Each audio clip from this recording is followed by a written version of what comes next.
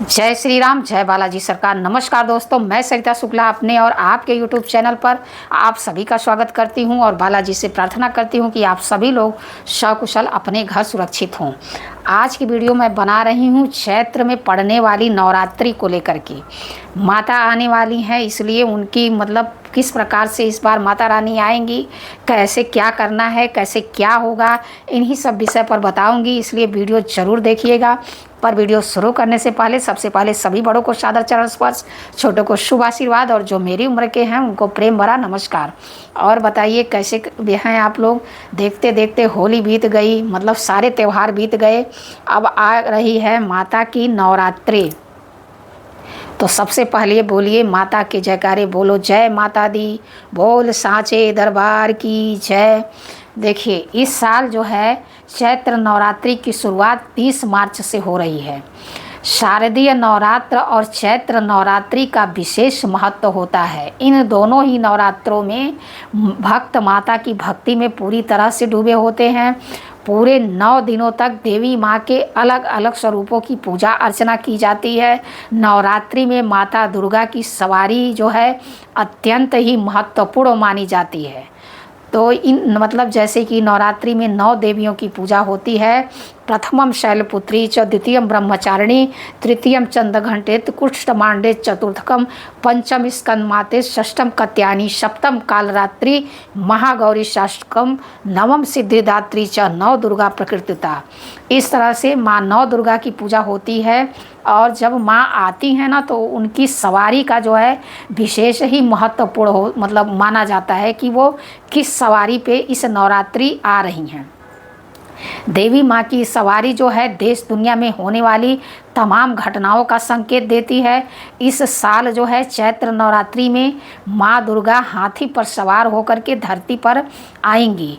तो आइए जानते हैं कि इस सवारी का क्या अर्थ है और हाथी पर आने का हमारे देश दुनिया पर, हमारे जीवन पर इसका क्या प्रभाव पड़ेगा।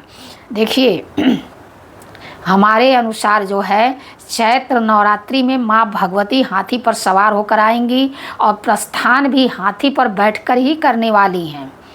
तो इसलिए हाथी पर बैठकर ही करेंगी। कहते हैं कि जब माँ दुर्गा की सवारी हाथी होती है तो यह एक बेहद ही शुभ संकेत माना जाता है। हाथी को सुख, समृद्धि और शांति का प्रतीक माना जाता है। माता जब हाथी पर सवार होकर आती हैं तो यह किसानों के लिए एक बहुत ही शुभ संकेत है। इसका अर्थ है कि इस साल जो है फसल जो होती है बहुत ही अच्छी होगी, बारिश की कमी नहीं होगी, देश दुनिया में शांति रहेगी, माता का आशीर्वाद जो है हर किसी को प्राप्त होगा। इस वीडियो में मैं आप लोगों को बस इसी चीज़ की विशेष जानकारी देने के लिए यह वीडियो बनाई हूँ। तो हमारे देश दुनिया के लिए भी जब माँ हाथी पर बैठ करके आ रही हैं तो कोई अशुभ संकेत नहीं दिख रहा है, बहुत ही शुभ है। माँ का स्वागत करिए। नवरात्रि में माता का वाहन सप्ताह के दिन के अनुसार से तय होता है। अगर नवरात्रि की शुरुआत रविवार और सोमवार से होती है तो माता की सवारी जो है हाथी होती है। मंगल और शनि के दिन नवरात्रि की शुरुआत हो रही हो तो माता की सवारी जो है घोड़ा होती है। वहीं गुरु और शुक्रवार को अगर नवरात्रि की शुरुआत हो रही है तो माता की सवारी ढोली या पालकी होती है। तो इसलिए जो है हम सभी के लिए ये बहुत ही खुशी की बात है और बहुत ही उमंग की बात है कि माता जो है इस बार हाथी पर बैठ कर के आ रही हैं और संजोग से हाथी पर बैठ कर के ही जाएंगी। तो इस चीज़ का विशेष महत्व माना जाएगा। तो इस साल चैत्र नवरात्रि की शुरुआत जैसा कि मैंने बताया 30 मार्च से हो रही है। नवरात्रि का सारी इन दोनों नवरात्रि का महत्व होता है। और 9 दिनों तक खूब माता की सेवा करिए, माता की पूजा करिए, माता की आराधना करिए, जितना हो सके माता की इतनी सेवा करिए कि माँ खूब ढेर सारा आशीर्वाद और ढेर सारा प्यार हम लोगों को दे करके जाएं। क्योंकि माँ तो ऐसी है ना कि जरा सा भी सेवा आपने कर दिया तो माँ तो बच्चों से ऐसे ही प्रसन्न हो जाती हैं। तो इसलिए जो है माँ की सेवा खूब करिए और माँ की आराधना खूब करिए। अब देखिए मैं आप लोगों को बता दूं हिंदू नववर्ष 2025 का शुभारंभ कब है। दृघ पंचांग से देखा जाए तो इस बार चैत्र माह के शुक्ल पक्ष की प्रतिपदा तिथि 29 मार्च को शाम 4:27 से शुरू हो रही है और यह तिथि जो है अगले दिन 30 मार्च को दोपहर 12:49 पर समाप्त हो रही है।